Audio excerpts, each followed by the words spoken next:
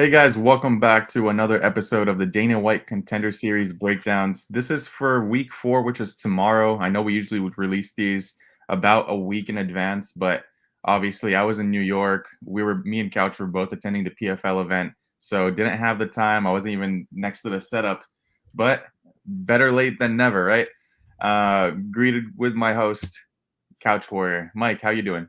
Chilling, brother. It's weird not having like all that stuff going on. I did PFL 2 weeks in a row.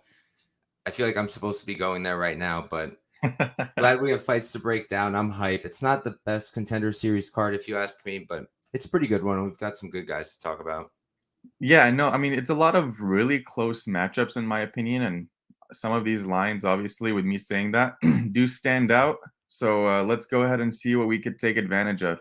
Let's do And it. starting off this first matchup, we have Dylan Salvador going up against Bolaji Oki. Dylan Salvador is the older fighter by 3 years. He will be 1 inch shorter than Bolaji, and there is no information in regards to the reach. I'll start this one off. So Salvador is one of these French kickboxers, strikers, uses a lot of kicks. He's really clean with his striking, I would say. But I would say he's quite one-dimensional. Definitely throws with more technicality, but the one thing that he struggles with is when he gets taken down. And then you look on the other side, you see Bolagioki. Has a pretty well-rounded game, and this dude is like a freak athlete. Huge power. One of the biggest critiques, though, is the defensive striking, but the dude has one hell of a chin. He's also going to be the bigger guy in this matchup. He's been training at Extreme Couture for this camp as well. And yeah, I do like how patient he is with the striking, and the athleticism just goes hand in hand with it. I do like that he can wrestle. I'm not going to say they're the cleanest entries, but he can wrestle and win minutes on the mat, which I think will be the difference in this matchup. I do like Oki quite a bit here as a dog. Mike, what do you think? So, I mean, in general, like straight up, I think Salvador wins most likely.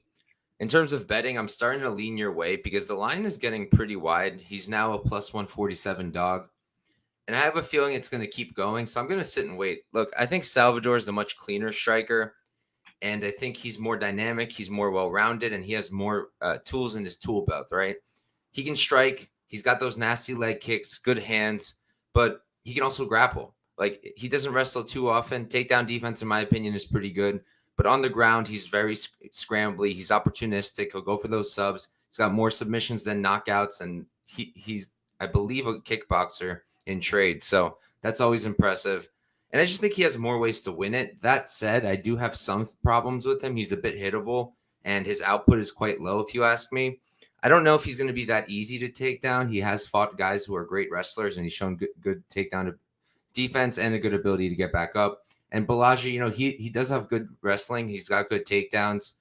You can like see the muscles at work when he goes for that double. I mean, you can tell there's a tremendous amount of power there. But I'm not sure. I'm not too sure about his top control and like what he's really doing over there. And I think it's going to be hard for him to hold down Salvador on the feet. I think he can compete with him for sure. I think the reach is going to be there. We don't have it, right? Nope. Yeah, I have a strong feeling that he's going to have a longer reach Yeah. just from seeing the guys fight. I think he's going to hit harder. I think he's probably going to have a better output as well. And like something I'm starting to learn to look at also, it's like it's very hard to like quantify. We kind of call it having the dog in them or like fighting for your money, right? And while Salvador's a great fighter and he's like killing it all the time, Oki seems like the guy who like chop his arm off and he's going to keep going and fighting for your money. So at dog odds, I'm probably going to end up on Oki. As a pick, I do still think Salvador wins. I just retaped Oki for like the 4th time just to see what was up.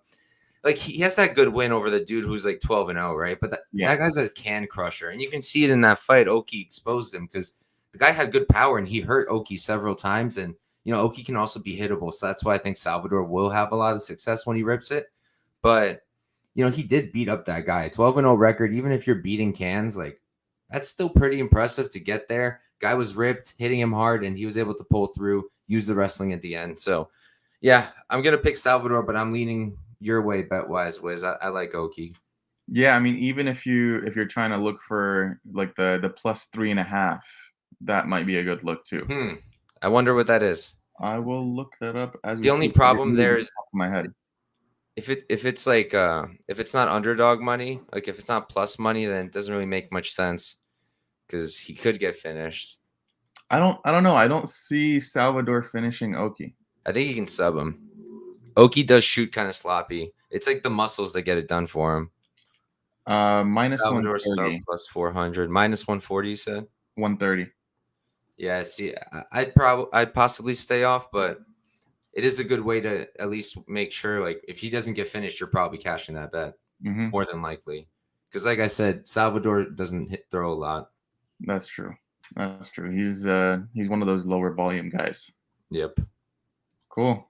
On to the next matchup, and we have the biggest favorite on the card here with Thomas Peterson going up against Chandler Cole, the Ultimate Fighter alum. Chandler, both fighters are 28 years old. Chandler Cole is going to be the shorter fighter by 2 inches, and Chandler Cole will have a 3-inch reach advantage here. Mike, why don't you start us off with this one? Yeah, of course. You take the banger in the beginning, and then you Hey, give me there's plenty of bangers on this card. What do you mean? Chandler you give Cole is me not a banger? nah. You gave me the biggest banger, right? We got the two biggest guys. I mean, man, this is a fight that you shouldn't touch with a 10-foot pole. There's a great argument to be made for an over. There's a great argument to be made for an under. The most likely outcome, in my opinion, is a slow start. Peterson getting a takedown, probably late round 1, beginning of round 2. Cole will scramble and try to get up, but his get up game is not much. And Peterson probably grounds him out on top. Round 2 TKO is probably my prediction. But like Peterson's also like not good at all, really. Like he's not going to be able to compete in the heavyweight. Like neither guy is, but like Peterson seems like this A side, right? He's like 7-1-0 LFA guy, but he's rough. He can't really strike very well. The wrestling's good, but nothing that I'm like, wow, what a wrestler. Like I'm not seeing that. And Chandler Cole, you know who he really reminds me of? Is it Carlos Josh? Felipe. Oh, okay. I You thought you were remember gonna that say guy? Josh Barnett.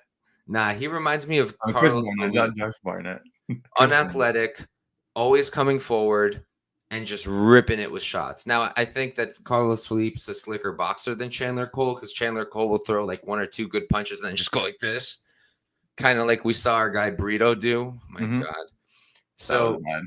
if he can keep it on the feet enough, as weird as it is to say it, I think he'll completely outstrike Peterson, to be completely honest. So, for me, Peterson's the pick.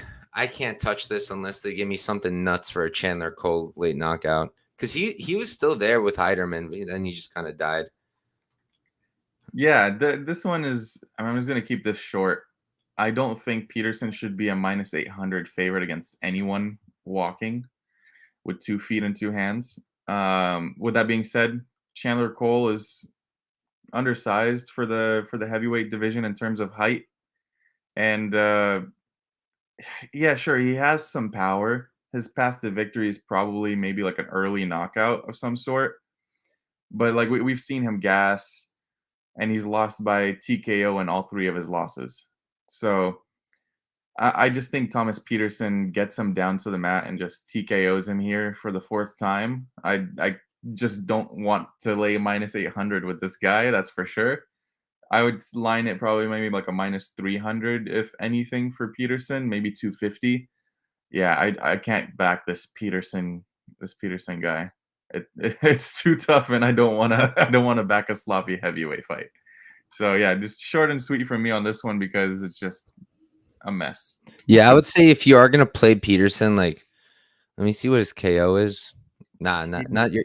If anything, play his round 1 plus 115, I guess. What I'm looking at that I'm actually locking in right now is I'm putting a 10th of a unit on Chandler Cole round 3 plus 2200, baby. You Give don't me think that this guy's gonna sloppy. gas? What's up? You don't think he's gonna gas? So will Peterson, and like watch Chandler Cole in round 3s. Like he's still there. That's He's true. still throwing. The output is still there. He's just sloppy and gross, but so is Thomas Peterson. Yeah, we have a banger on our hands, folks. And you Like said this one if wasn't a you ask banger. me, who's gonna gas the most if you like made them like sprint, like I don't fucking know, 5 miles. Low key, I would say I think it's Peterson. Bro, but all that extra belly weight. Cole's got that thing I was Whoa. talking about, that dog in him. Like he brings it. Whereas Peterson to He me, got a couple of dogs in him. whole kennel. But like Peterson, you know the whole like good nail, bad nail thing. Uh-huh. Peterson is like a solid, decent hammer, like an okay one you can get at like not Best, Home Depot, maybe for like I was about to say, $25. this guy got hammers? But the nails, it's like your grandma made nails out of like knitting them. So yeah, I'm gonna take that shot on Chandler. I feel like he could really get it late. So just a 1/10 of a unit shot. Gordo, this is why we love you in the chat. This is why. Peak comments. They're gonna go afterwards, Gordo. That's the whole point. They cash the show money. One of them gets to win money. Then they go share some donuts. They share a dozen or 2 dozens. I don't know. We'll see. We'll see. Next up, we have Timothy Kwamba going up against Mateo Vogel. Timothy Kwamba and Vogel are both 5'8". We don't have the reach information on Kwamba, but I know that he's been training at some really high-level striking gyms in Vegas, specifically Francis Ngannou's coach, Black Cobra MMA. He's been posting about him all day. And yeah, this kid is pretty decent. Going up against Mateo Vogel. Both these guys, I believe, are 27 for Vogel, but we don't have information on Kwamba. Well, let's get into 24. the breakdown. 24 for Kwamba. Okay, so quite a bit younger.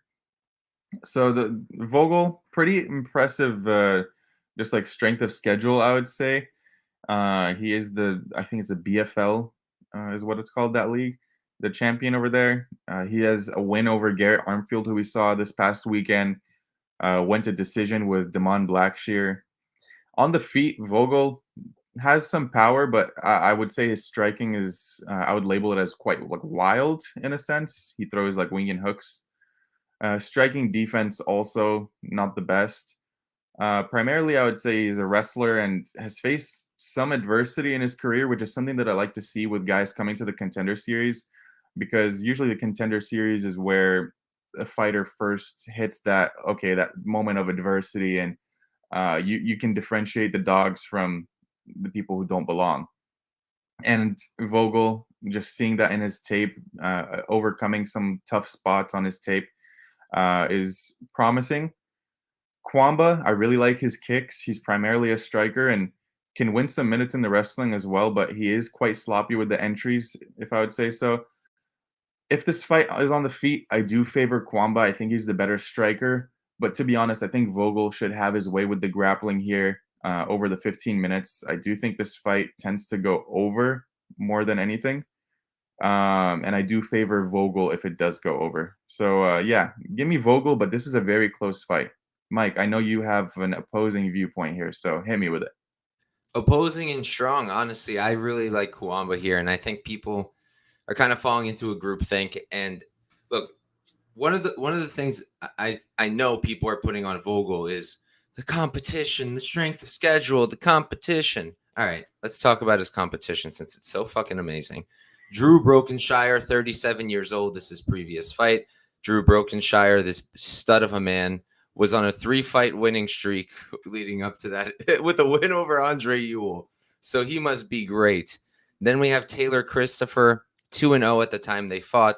Mr. Taylor Christopher has not fought since. Then we have Nick Quillette, 2-0. That was a very bad look. And now he's 2-0. So, yeah. That was a bad look. And then Damon Blackshear. I think that's the name people are seeing and then highlighting and then not watching the fight and seeing that he didn't win. He did have his moment in that fight. Moment. Keyword moment. Yeah. He got but Garrett Armfield is UFC talent. Yeah, but Garrett Armfield is beating the crap out of him. That was one of the things I will give him. Faced adversity, he's a good nail. Mm-hmm. But at the end of the day, my point is, yes, the competition is probably a little bit better, but to go like super ham on that and like saying that's why, like, I don't think so. And then if that's not why, okay, you're probably arguing the grappling. And I bet you're pointing at the fight that Mr. Kuwamba had against our guy Ivan Tenya here, who's 2-0, relatively small looking dude. Well, first of all, Ivan Tenya is now 6-1-0, and he's got 2 submissions, so make that 2 now. And look, it happens. It could happen here again. I just don't think it's going to happen with Vogel. I don't see too much in the grappling that I should be loving. I already knew the guy. I already knew him recently because I taped Garrett Armfield. And then I taped him again for this, and I was just like looking for this grappling and jiu-jitsu and wrestling that we talk about, and it's like it's there kind of, but I think it's overrated, frankly. And then the striking. I mean, it's Kuwamba all day long. And I was pleasantly surprised. I didn't think that was going to be the case. And then I started the tape, and I mean, first of all, he throws straight down the pipe, super important. And that I think he's going to be landing faster and more often against Vogel. His hands, incredibly fast. Very surprising for me.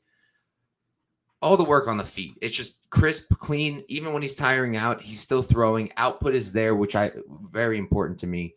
And he has decent wrestling too. I think that offensively, he should not be using his wrestling here. I can't speak for him. We've seen some abysmal fight IQ on the Contender series thus far, and maybe he wants to go for that trophy. But I think he can use that wrestling defensively. Keep it on the feet. Make Vogel super freaking uncomfortable. Be careful when he does get you to the ground, because, I mean, I'll give the guy his flowers. He is decent at the jiu-jitsu. He's good at jiu-jitsu. I don't know his belt. To me, it's nothing insane. I think people are overrating it a little bit. But, yeah, you got to give it to him. So I don't think Kuwamba should take it there. But, I mean, dude, on the feet, it's all him. I think he can survive anything that Vogel throws at him and maybe even get some minutes of control time, because he probably will fight a little stupid, as they all do. But, like, what about the stat? How could you disrespect Cal Machado? I'm waiting for them to bring on Lee Main. That's the guy I want to see. But the guy who gave Machado a tougher fight than Saflarski did. 100% win rate. Come on. might be 200% after this, but I don't think so. Another popular bet that I've seen is the Kuwamba plus 3.5, and that's a bet that I'm also looking at. Even though I do favor the Vogel side quite a bit, I do think Kuwamba can make this close. So all I'm asking for is a round. I haven't locked it in yet. -155 though. Ugh. Yeah, but it gives you some sort of insurance in a sense. Oh, for sure. I love spreads. I don't think this fight finishes personally. I think this goes to decision, and I think Kuwamba can handily win a round, if not 2 rounds. It's just, will Vogel be the guy that keeps it on the ground and pretty much grabs a hold of him for 15 minutes? Could happen, but what's the likelihood? I think it's a 50-50 chance. So, yeah, I would rather be holding the plus 3.5 than that money line. For sure. I get it. I'm honestly just going to wait, because I think people are going to go ham. You know how it is the day of. That's when day of, yeah. Come in. And I think Vogel is one of those names everyone's going after, because I haven't seen almost any mention of Kuwamba. Yeah. No, I do see your point, though. But moving on. We have another glory kickboxer in Yusri Belgarawi going up against Marco Tulio Silva. Belgarawi is going to be the older fighter by 3 years, and he's going to be at a 5-inch height advantage in this fight. We don't have information on the reach, but I'm almost 100% certain that it's going to be Belgarawi with the reach. Mike, why don't you kick us off with this one? Yeah, so Belgarawi, how are you pronouncing his name? Let me see. Belgarawi. Damn, I'm usually good at this. Belgarawi. Okay, yeah, I'm going to go with Yusri. This one is easier for me because he's Middle Eastern. So this is my guy. Dude, I'm usually nice with it. I'm kind of annoyed now. Yusri, he's another guy. Why is he here? Because he fought and beat Alex Pereira in the kickboxing scene. Apparently that's what we're doing now. Anybody who fought Izzy and Alex might have picked up a win. They'll be here soon. And I mean, Cesar Almeida showed up, so why can't this guy? And the funniest part is that he's literally training with Alex Pereira now and Glover. Yep. And that's a good thing, right? You want to see these kickboxers there. Has that really helped Alex Pereira's takedown defense thus far? Not really. You would think that it would come a long way. It's been like 3-4 years in the UFC under Glover that whole time. they're stuffing each other under waterfalls, but they can't train takedown defense, buying each other motorcycles. But not real talk. This guy, he's a good striker, clearly a good striker.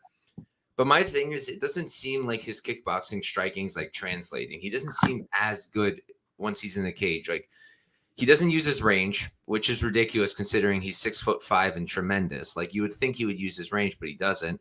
He fights up close. He backs up a lot. His takedown defense is pretty good. I mean, I imagine it's kind of hard to take down a man of that size, but you could take him down. You could control him. He hasn't fought anyone of the level that could actually do that. But I mean, he's fighting guys who are 5-6-0, 10-11-0, 5-3-0. You guys get my drift. The two fights that he did lose, he got completely out grappled by two small fellas, especially the Sami guy.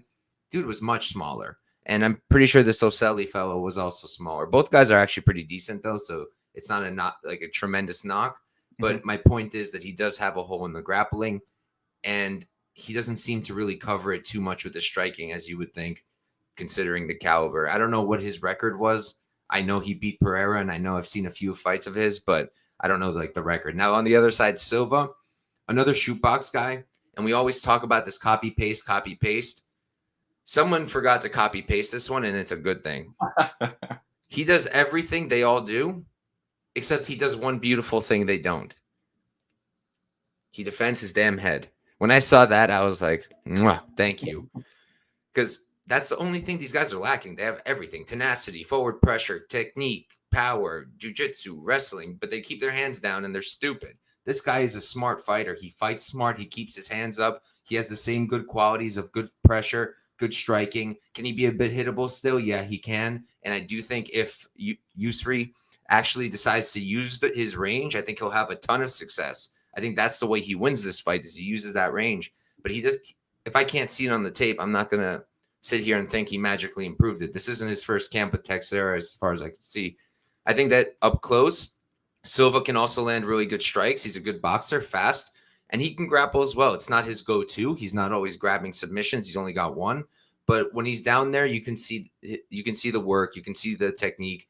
And I do think that he will probably submit Yusri. Do think he'll take him down. I don't think it's going to be an easy fight by any means, but he is the underdog.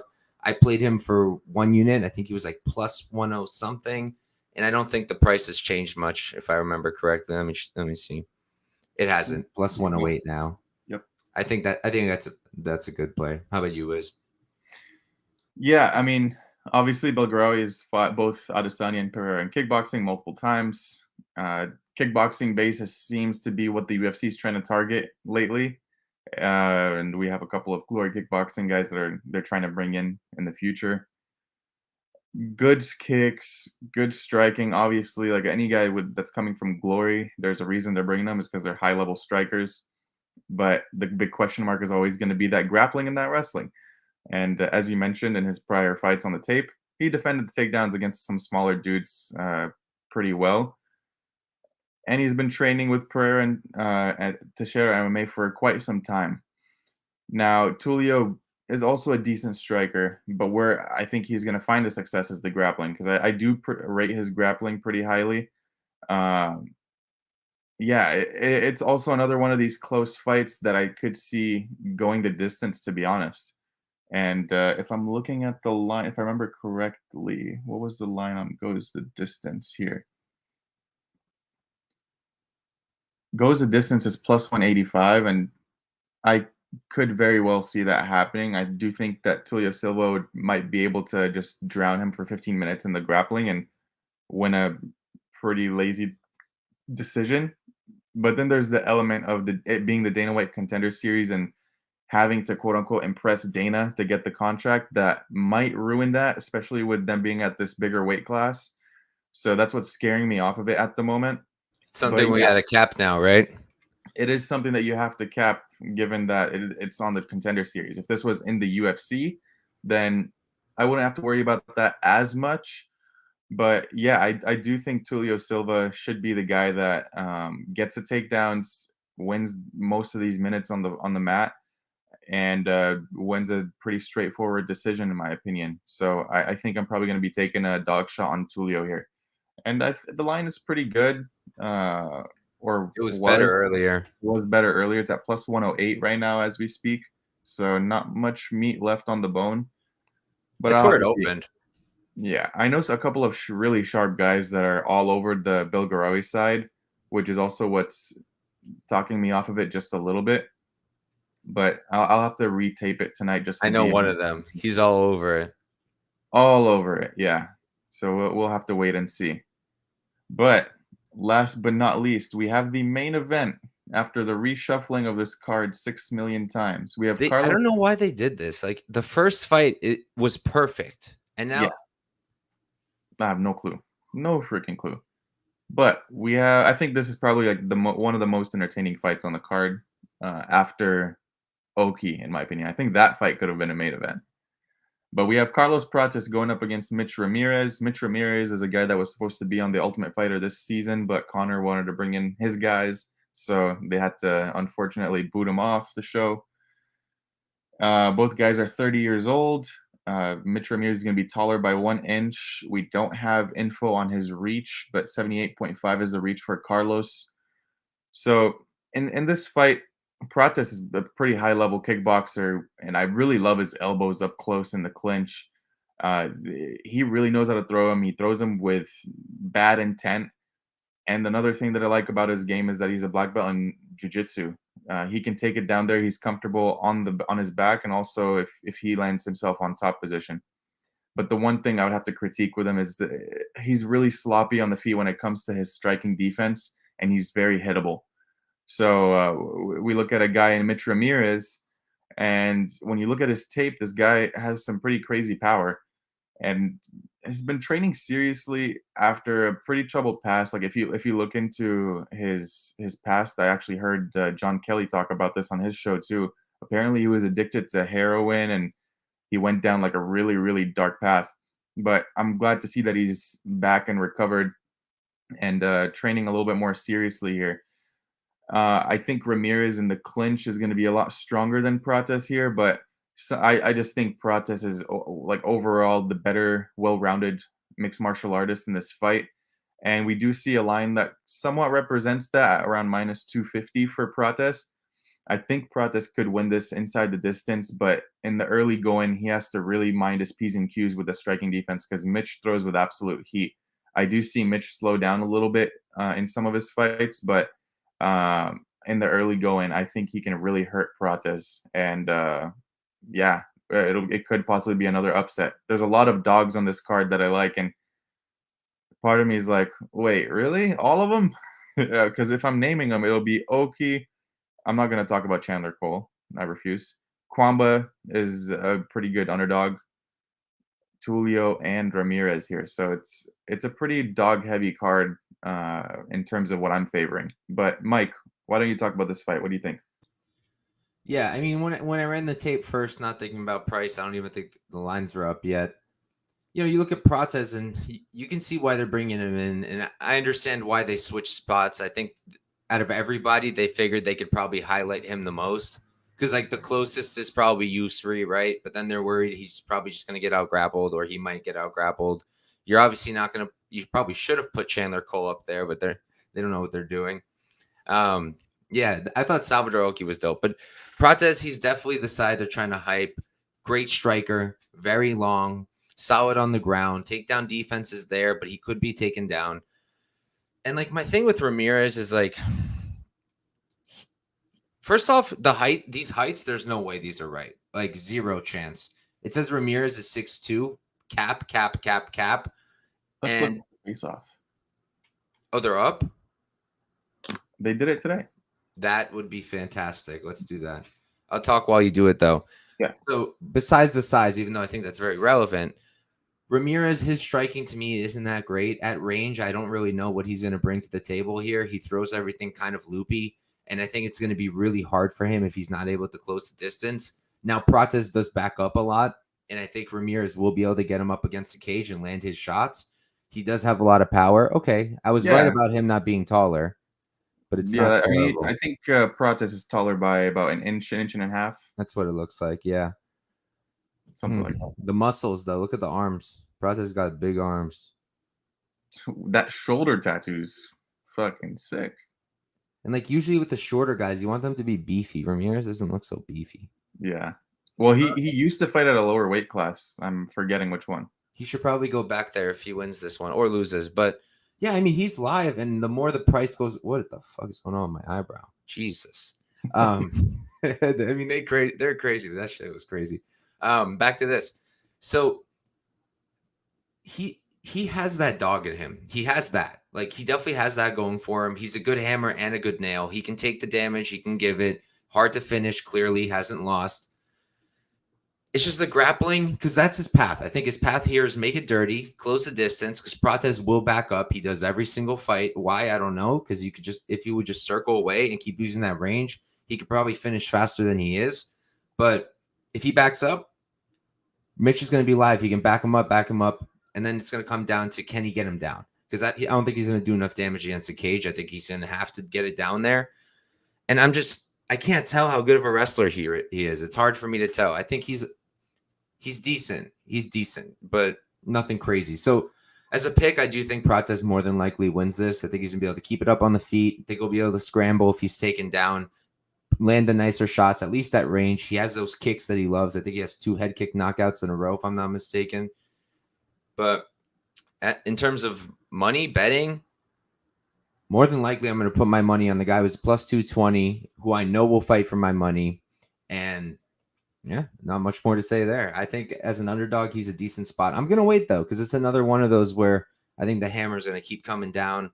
Mm-hmm. I think they just opened up parlays. I'm not even sure yet. We often see the line move a bunch more once that's allowed, because a lot of people love their parlays. Not yet. Not yet still? Yeah. So once they do, we're going to see a lot of these favorites drop even more.